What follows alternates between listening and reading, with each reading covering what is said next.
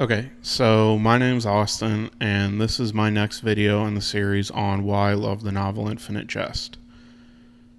In the last video, I talked about a conversation that occurred between Gately and Joelle, and I brought up certain ideas like how two people could be saying the same thing to one another and not realize it.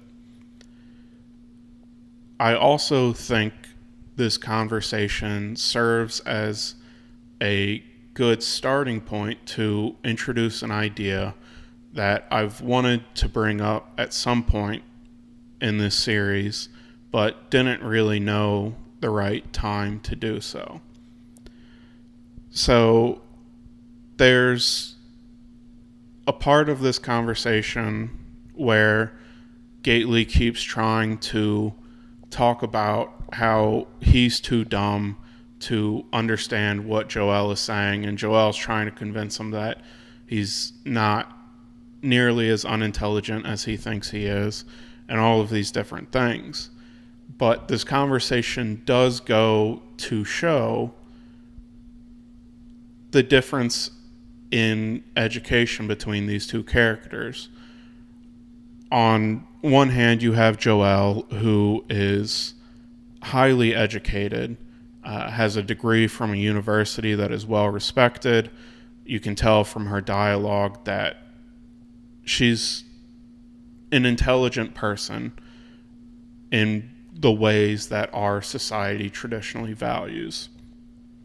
And then on the other hand, you have a character like Gately who hasn't finished high school, and you can tell from his dialogue and internal monologue that he is missing certain pieces of knowledge that I think many would consider commonplace. So you have two characters talking to one another at very different education levels, very different levels of intelligence, and yet, despite how different they seem in that regard, they have found themselves in the same situation.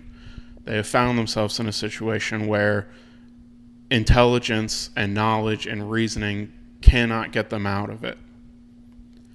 And you can see this on a larger level with all of the residents of the Ennett house.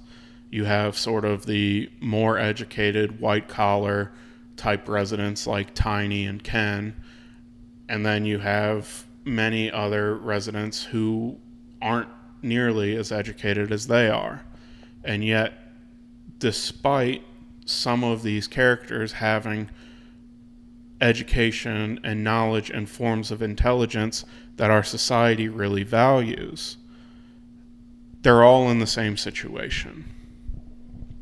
And I think this helps introduce an idea that appears throughout the book, which is that having education or intelligence or knowledge doesn't preclude you from making decisions that will really hurt you.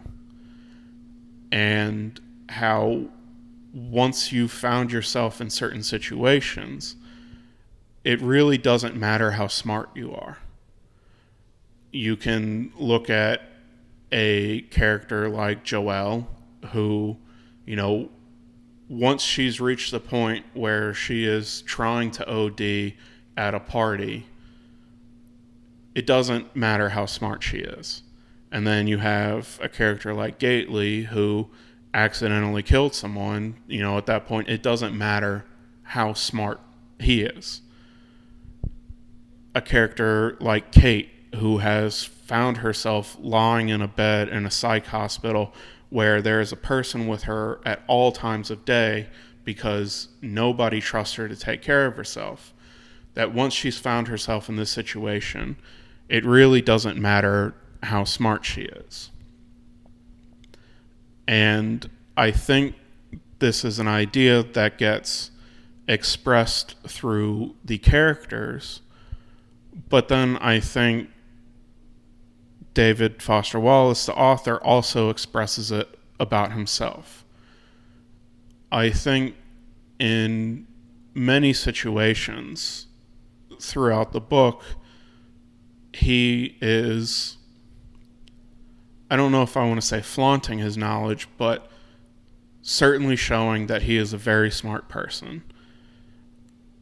A good example of this is a description of the mean value theorem that Cumulus is telling to Hal, right? Where he's describing the calculus behind how this calculation works. And this is something that you could really only do if you understand the math. And so by giving this description of a calculus concept that really has little to no influence on the rest of the book, but by walking through this example, he does display that he has a certain amount of knowledge. And he also does this with, pharmaceuticals, with anatomy, with grammar, all of these different things. Obviously, he has an incredible vocabulary. So throughout the book, he is displaying that he has all of this knowledge and intelligence. But yet, through the characters, he can tell you that, it really doesn't matter how smart he is. It doesn't change many of the situations that he ended up in his life, and how this form of intelligence can't be overvalued. That it is only worth a little bit. Like, yes, it can get you a degree. Yes, it can get you a good job. But it doesn't save you from making terrible decisions. And,